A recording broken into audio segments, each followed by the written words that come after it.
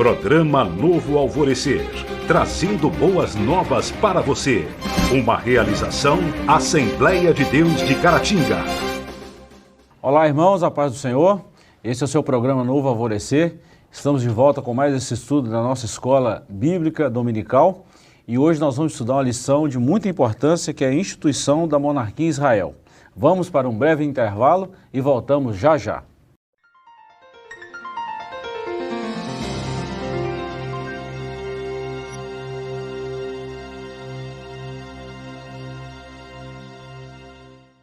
Olá, irmãos, estamos de volta. Hoje nós vamos estudar a lição de número 5, a instituição da monarquia em Israel. O texto ordem da nossa lição diz assim: Então, todos os anciãos de Israel se congregaram e vieram a Samuel a Ramá e disseram-lhe: Eis que já estás velho, e teus filhos não andam pelos teus caminhos. Constitui-nos, pois, agora um rei sobre nós, para que ele nos julgue, como o tem todas as nações. 1 Samuel, capítulo 8, versículos 4 e 5. Verdade prática. Antes de tomar uma decisão, o crente precisa buscar a orientação de Deus, para que não venha a sofrer dolorosas consequências. A nossa leitura bíblica em classe está também no primeiro livro de Samuel, capítulo 8, versículos 4 a 7, depois no capítulo 10, versículos 1 a 7. Mais uma vez estamos com os nossos professores, pastor Saulo, professor Joás, muito bem-vindo, é bom tê-los novamente conosco. Então, nós vamos estudar uma lição de suma importância, tem alguns pontos divergentes, e nós vamos trabalhar aí nesses três tópicos a nossa lição. Introdução. Ao tratar da instituição da monarquia em Israel, não podemos ignorar a soberania de Deus ao estabelecer essa forma de governo. Embora a monarquia fosse um desejo nacional, Deus interveio e, segundo a sua vontade, estabeleceu essa forma de governo. Outrora, ele levantava juízes em diversas regiões, mas agora ele levantaria uma monarquia em Israel.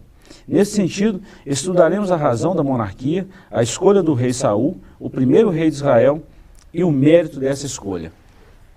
Então, nós começamos a discorrer essa lição, essas 13 lições que estudaremos, só lembrando aos nossos ouvintes, aos nossos queridos que nos acompanham nesses programas, nós estamos falando sobre o governo divino em mãos humanas. Então nós estudamos, conhecendo os dois livros de Samuel, o nascimento de um líder, a chamada profética de Samuel, a degeneração da liderança e agora a instituição da monarquia. Nós estamos trilhando um caminho, pastor Saulo e Joás, que nós chegamos agora à instituição mesmo da monarquia. Até então nós vivemos aquele período de transição do juiz, a transição do governo dos juízes para o governo agora da monarquia, e agora nós vamos estudar como estabelecer essa monarquia. Parece que era um desejo antigo já do povo, né, de Israel, e até uma promessa de Deus, né, de que levantaria um rei, né, para Israel. Ele escolheria.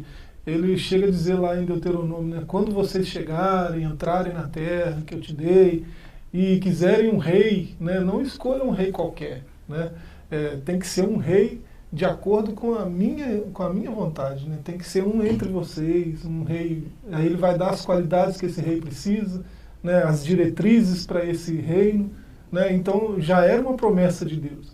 O que esse povo fez foi adiantar cobrar, né? de forma adiantada. Talvez fora da hora, né? Fora da hora de Deus. Né? Reivindicaram uma promessa, mas provavelmente a gente percebe fora do tempo determinado, o tempo de Deus para aquilo. E aí você percebe que a soberania de Deus, né, muitas vezes está em sinergia com a vontade humana. Né? Ele respondeu uma oração, né, e assim, uma oração rebelde, né, não era o tempo. Ele tinha um rei já preparado, mas esse rei estava novo ainda. Né? Ele ia reinar daqui a pouco. Né? E o povo está... No tempo certo. Né? O pastor Saulo levantou uma questão muito interessante sobre essa questão do tempo. Há tempo determinado para todos os propósitos. A própria Bíblia fala assim, nos diz assim. E fora do tempo é um problema, né, pastor? A gente, às vezes, como temos muitos exemplos, né, como mesmo Abraão, adiantar o tempo de Deus por não compreender que Deus tem um tempo certo de agir, sempre vai trazer prejuízos. E alguns prejuízos vão perdurar por muito tempo, como foi o caso de Abraão. Alguns são quase que irreparáveis, né? Quase que irreparáveis. Então, nós vamos estudar nesse capítulo primeiro Por que a monarquia? Dentro disso aí nós temos 3 tópicos. O primeiro, um sentimento de orgulho nacional. O segundo, o fracasso dos filhos de Samuel. E o terceiro, rejeitando os planos de Deus.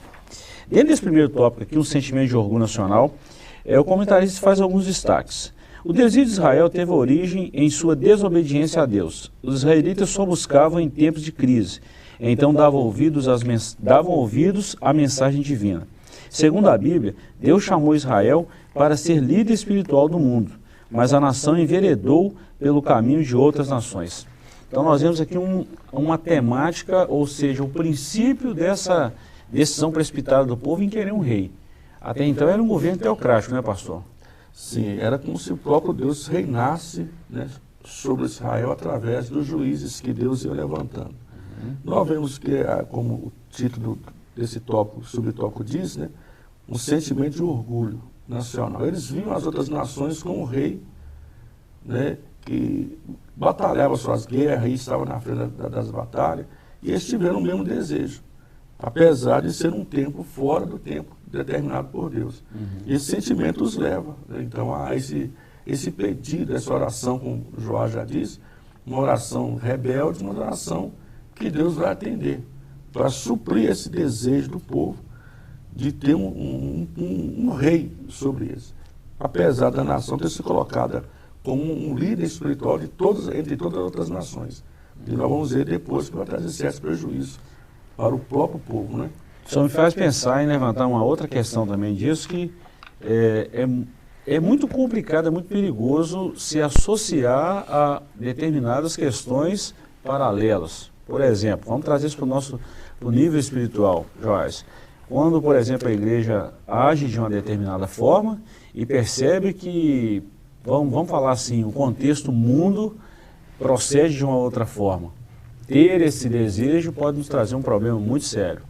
Isso faz parte da natureza humana. O ser humano é um ser gregário, né? Então ele tem que ter esse sentimento de pertencimento a uma comunidade, né? Ele tem que fazer parte de uma comunidade, né? E às vezes algumas comunidades exigem certos comportamentos. E certos comportamentos não condizem a um cristão, né? A alguém que é de Deus.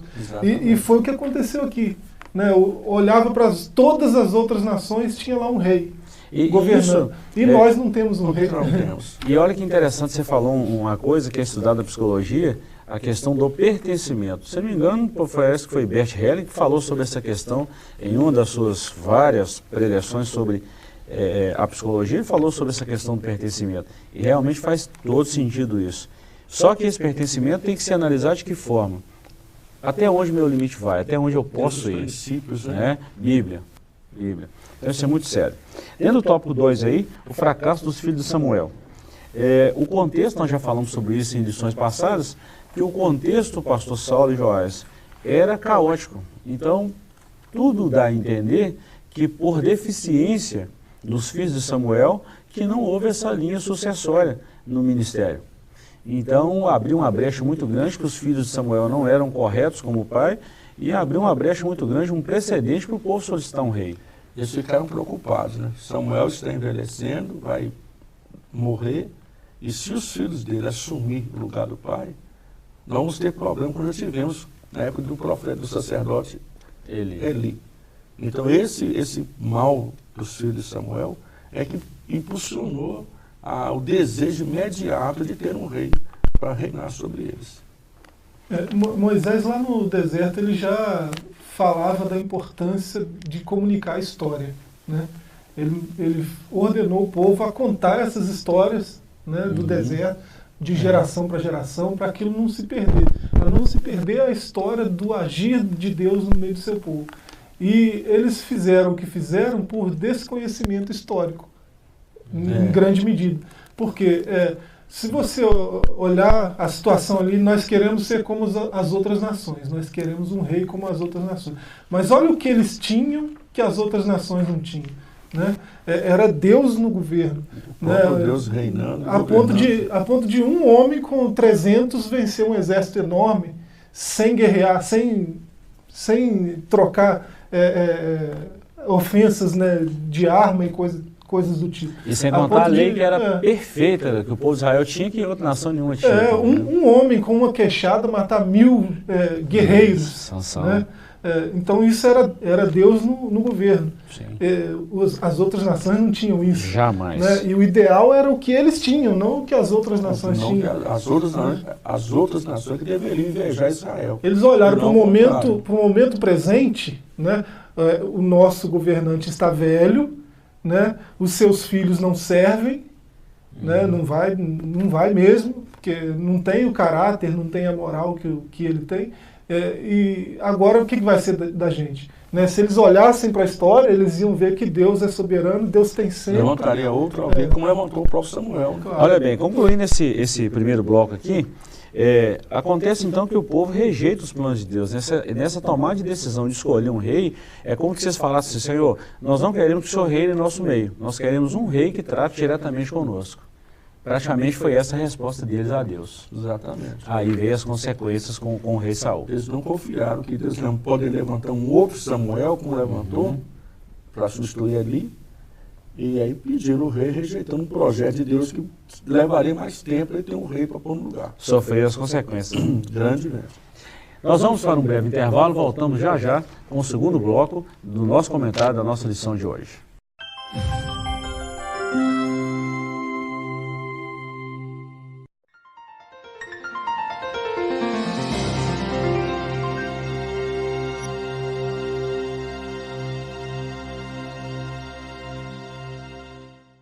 Olá, irmãos, estamos de volta. Nós estamos falando hoje sobre a instituição da monarquia em Israel. Falamos do primeiro ponto, só dando uma recapitulada aí, um sentimento de orgulho, o fracasso dos filhos de Samuel, e também falamos que o povo rejeitou a ação de Deus. Nós vamos trabalhar agora esse segundo tópico, a escolha de Saul como rei. Nós vamos falar como se deu essa escolha, o fato que levou o povo de Israel a ter definitivamente essa opção de escolher, essa opção de escolha. Então, dentro desse ponto aqui, nós vamos tratar em 3 subtópicos também. Por que Saul, a unção de Saul por Samuel e os sinais de confirmação da unção. Vamos lá, por que Saul? Quando lemos o livro de 1 Samuel, logo percebemos que o foco do autor sagrado é Davi e não Saul. Se Saul foi o primeiro rei de Israel, por que o foco da narrativa não recaiu sobre ele? É uma pergunta, professores. Olha bem, nós estamos falando de uma lição bem... Vamos falar assim, com pontos divergentes. Isso. E nós vamos trabalhar isso agora. Por que Saul e não Davi? Porque nós, dentro da exposição do comentarista, o primeiro Samuel parece que foi escrito para destacar Davi. E já que Saul foi o primeiro rei, por que não destacou tanto Saul? A gente percebe que por causa das atitudes de Saul, né, ele não recebeu tanto destaque como deveria ter recebido como o primeiro rei. Pensa, o primeiro rei de uma nação tão poderosa como Israel. Mas as suas escolhas, a sua forma de agir, de rejeitar os mandamentos de Deus, de rejeitar as orientações de Deus através do profeta Samuel, vai levar então que Saul apenas parece que ocupou um espaço de tempo ali por uma paciência de Deus, mas não era o projeto original de Deus. Só preparou o caminho, né? Só preparou o caminho. Não era o projeto original de Deus que ele fosse o rei sobre Israel. Agora, interessante, pastor Saulo, Joás, que Saul podia ter mudado esse contexto, né? Ele tinha todas as características para mudar o conceito. A verdade, há quem diz que foi uma escolha humana. E quando nós lemos a Bíblia, não foi uma escolha humana. Não foi. Foi uma opção humana escolher a monarquia, mas quem deu o rei foi o próprio Deus, e não o homem. É um ponto muito assim, que toda a vida eu percebo uma divergência no que a gente às vezes aprende ou daqui que a Bíblia fala. Nós percebemos que a monarquia já era um projeto de Deus. Apenas foi adiantada pelo pedido dos filhos de Israel. Agora, o Saul em si, não foi Israel que escolheu Saul. Foi o próprio Deus que escolheu Saul, o levou até o profeta Samuel, avisou o profeta Samuel que Saul chegaria e que ele seria o rei, que seria ungido como rei. Então nós não percebemos isso, não percebemos o povo escolhendo diretamente a Saul para ser rei. Eu percebo uma precipitação em pedir uma monarquia fora do tempo já determinado por Deus. Aí é a ação do povo. Aí foi a ação do povo. Mas a escolha do homem, da pessoa em si, nós não percebemos isso tanto como Israel escolheu o próprio Saul para ser o rei que eles queriam. A soberania de Deus é evidente aí, né? A gente citou aqui em Deuteronômio 17, né, o verso 15, lá na introdução, né? Quando vocês quiserem um rei, né, vocês pedirem um rei, já que vocês estiverem lá na terra de vocês, na terra que eu dei, vocês tenham cuidado, levante um rei que o Senhor teu Deus escolher. Então, Deus não abriu mão disso. Quem escolheu o rei foi ele, né? Isso estava escrito que ia ser assim, né? E outra coisa, pastor, que a gente vamos corroborar com o texto bíblico já no Novo Testamento, Jesus respondendo para Pilatos, quando Pilatos falou assim, ó, eu tenho todo o poder de soltar ou te manter preso. Jesus falou assim, olha, nenhuma autoridade vem se não for dada por Deus. Se meu pai não tivesse te dado... Olha bem, nenhuma autoridade. Então não seria aqui que Deus ia sair de cena. A presciência divina, já lá em Deuteronômio 17, lá que você citou, já previa esses pontos aí. Então é bom a gente lembrar isso. Exatamente. Olha bem, agora, tanto é que a prova disso vem no tópico 2, a unção de Saul por Samuel. Na unção de Saul, alguns detalhes devem ser destacados. Samuel beijou em sinal de afeição e admiração pessoal. A unção era feita com azeite de oliva. A cerimônia simbolizava a investidura divina para o exercício do cargo. Os que são separados por Deus para a sua obra têm a unção do Espírito Santo, a capacidade que vem do alto para o exercício do santo ministério. Então nós vemos aqui que todo vamos falar assim, esses preceitos já da lei, foram cumpridos também em Saul, através de Samuel. Não foi um simples, agora a partir de hoje você é rei. Houve um ritual para isso, houve uma cerimônia, e até mesmo de Deus para Samuel, de Samuel para Saul, de Saul para o povo. Isso. Passou por isso. É interessante que a unção que Saul recebe, né, foi entre ele e Samuel só. Né? Ele foi à procura dos jumentos, né, da jumenta do pai, vai encontrar com Samuel, tem esse procedimento.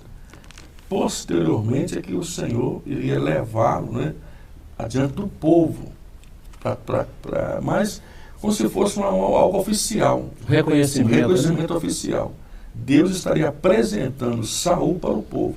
É esse que eu escolhi para reinar. Vai corroborar o que nós falamos anteriormente aqui.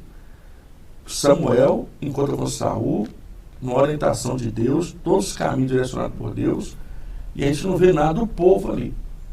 Quando depois, futuramente, vamos ver no terceiro subtópico, que Saul é trazido e apresentado ao povo, aí que o povo vai saber quem que é o rei que Deus escolheu que vai reinar sobre eles.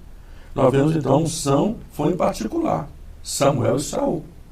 Depois, aqui ele foi ungido rei, já é o rei, diante de Deus já é o rei. Depois vai ser oficializado e vai ser coroado como rei diante do povo, para o povo conhecer quem vai reinar sobre ele. E se a gente estudar todos os contextos de 1 Samuel, 1 Reis, 2 Reis, 1 Crônicas, que são os registros dos reis de Israel, nós vamos ver esse cenário, pastor. Não foge disso. Não todos os reis. Nós vamos ver repetidas vezes esse cenário, já. Não muda. Ao ser ungidos, né? Exato. E depois apresentado ao povo. É interessante esse subtópico 3, né, que vai falar dos sinais da confirmação. Né, você vê que Saul ele tinha algumas qualidades, né? Ele não se encontrou com Samuel por acaso. Né? Foi um propósito. Tem um homem de Deus aí, tal, um vidente, né?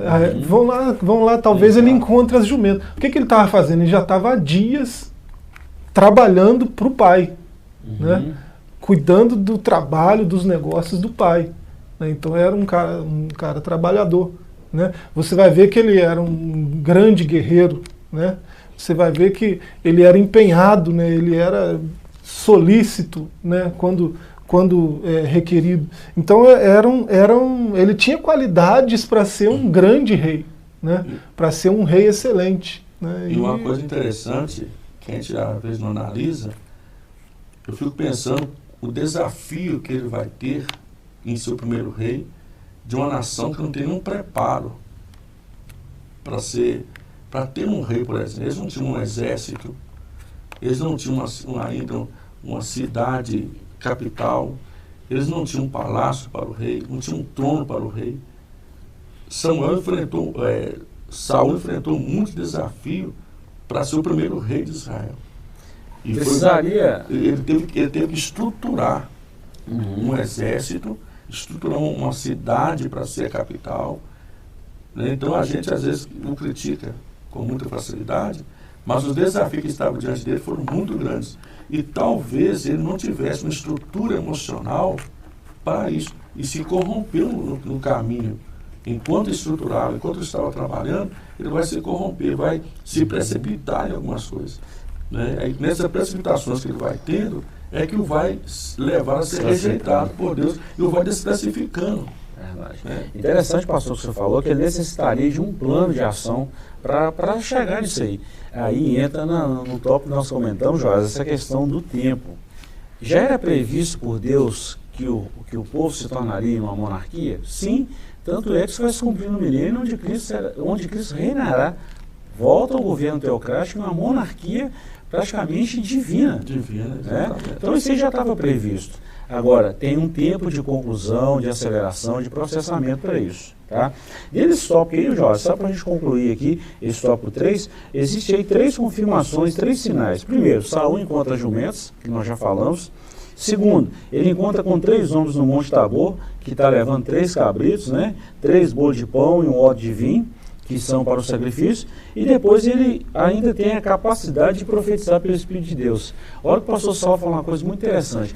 As características dele eram vitais, só que com o tempo, por um despreparo e por não estar no tempo de Deus, isso desclassificou ele como rei. E vai levar a ser rejeitado.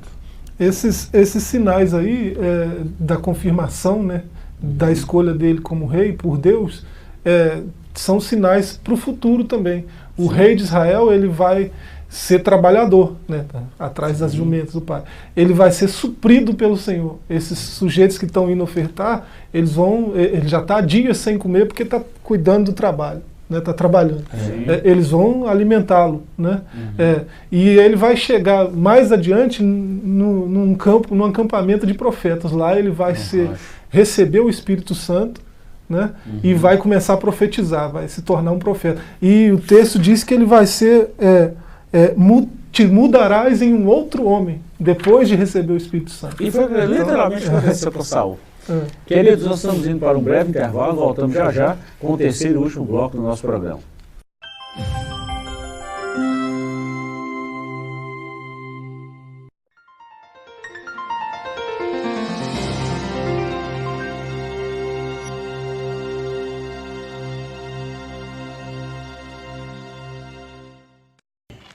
Irmãos, estamos de volta. Nós vamos falar agora de um dos pontos mais divergentes e convergentes da nossa lição, que é o ponto 3, capítulo 3, o rei que o povo escolheu. Bom, nós estamos caminhando durante esse tempo da nossa lição e estamos vendo que o povo teve a parte na opção de escolher um rei. Agora, quem deu o rei para a nação foi o próprio Deus. Então, por isso nós falamos desse ponto divergente e convergente aí. Vamos lá. Uma escolha pautada na aparência. Saul rejeitou a palavra de Deus. Assim, brevemente, Deus daria ao povo um rei segundo o seu coração. Entretanto, para o povo, Saul era um candidato que enchia os olhos. Fisicamente era um homem notável. O povo não via nada além da aparência humana, mas Deus, que sonda todas as coisas, conhecia o coração de Saul. Pois bem, quando a gente compara Saul com Davi, nós vemos uma discrepância muito grande. Nós vemos aí praticamente um abismo que separa os dois. Só, pastor Saulo, que nós vamos focar num ponto aqui, que nós já discutimos, o senhor falou isso muito bem, Joás também.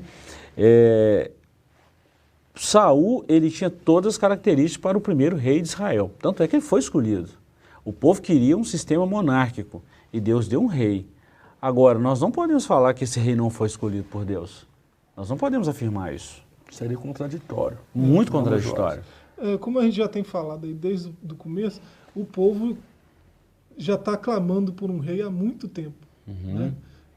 Juízes aí foi um período de 350 anos, né? Por aí. Mais ou menos.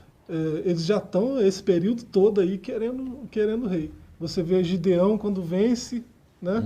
Queriam aclamar ele como rei. Que é ele lidera rei. sobre ele nós. Fala, não, eu não. Deus vai levantar um rei. Ele já sabia da promessa e ele reafirma. É Deus que vai levantar, não é vocês que vão escolher, não. Né? Aí não passa muito tempo, eles vão e querem coroar Abimeleque, né? Filho de Gideão que matou 70 irmãos. Né?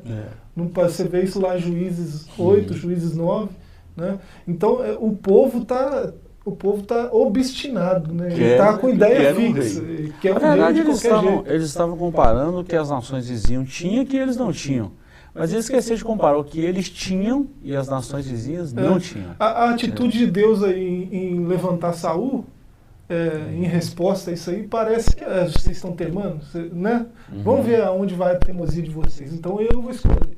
Não vai ser do jeito que vocês querem, não. Um rei igual os das outras nações, não. Aqui é diferente, Israel é diferente. Eu que vou escolher.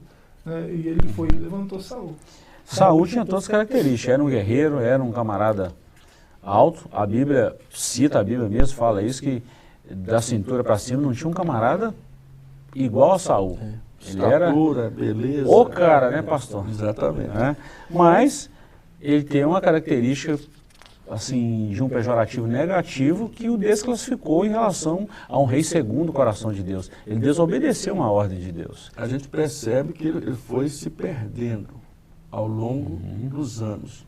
Sim. Mas o princípio, nós vemos aqui, né, no tópico anterior, os sinais que vão comprovar a sua chamada e a unção que ele recebe, ele chega a profetizar. E a Bíblia fala que ele seria cheio do Espírito Santo.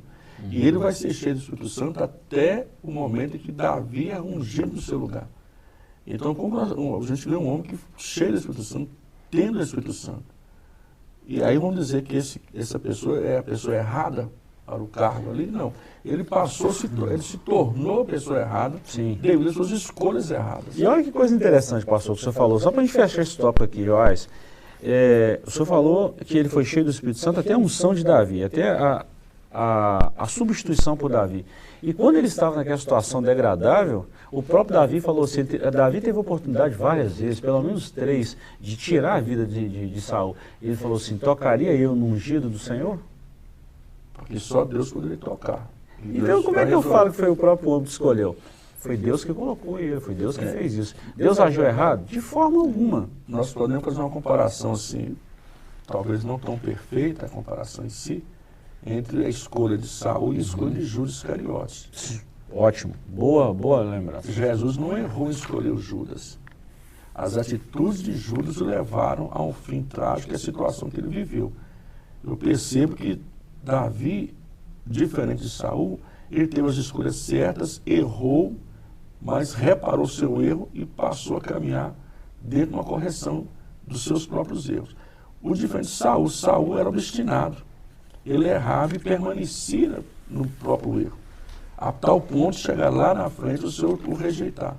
Então a gente vai perceber assim, o povo quis uma monarquia, na época errada, Deus lhes dá então a monarquia, escolhe um rei para eles.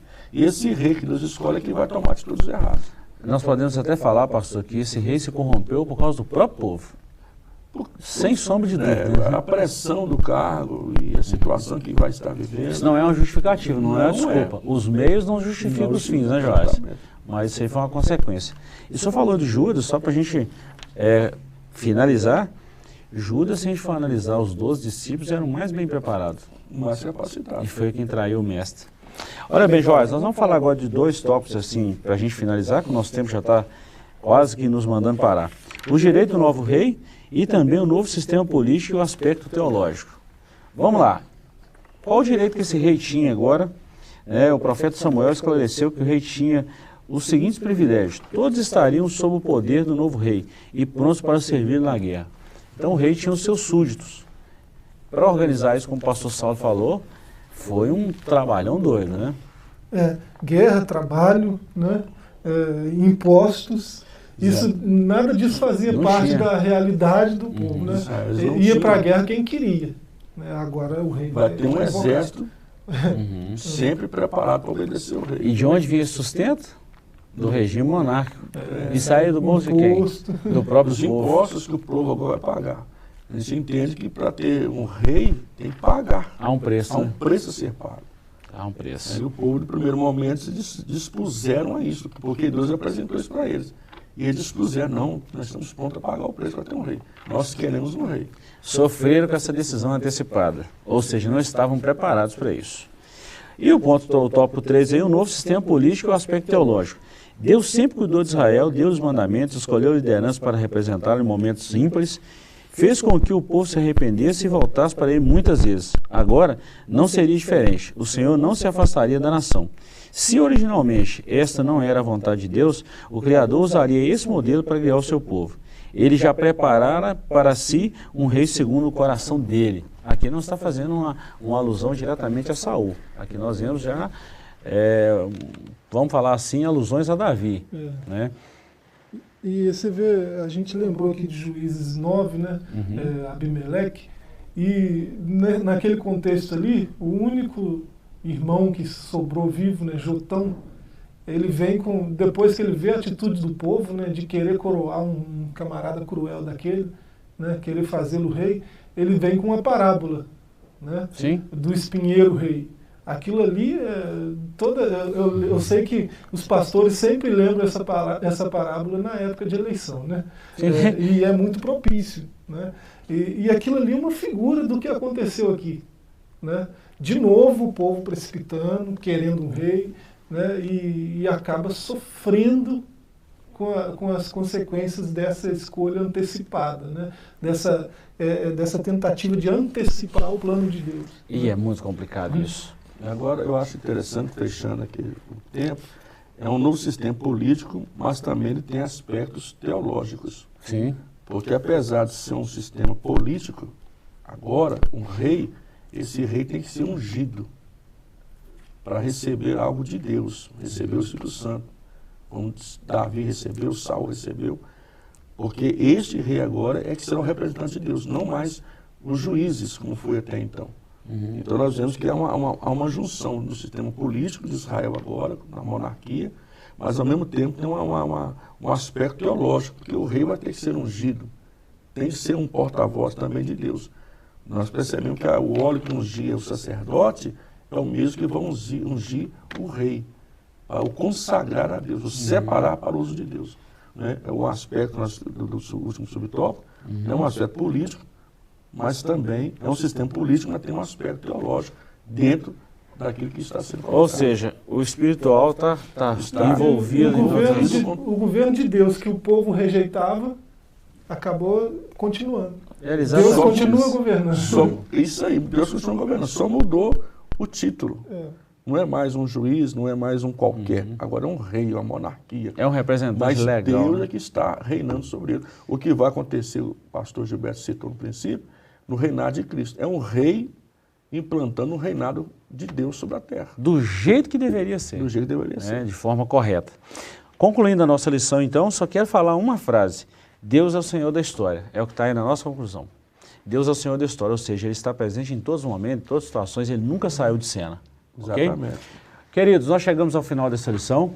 Queremos com alegria agradecer a você por estar conosco e queremos convidá-lo a participar conosco em uma das nossas igrejas Assembleia de Deus, aqui no Templo Central, na Rua Princesa Isabel, número 52. O estudo da nossa lição geralmente acontece aos domingos, de 8 às 10. Muito obrigado pela sua companhia e até o próximo programa. Deus te abençoe.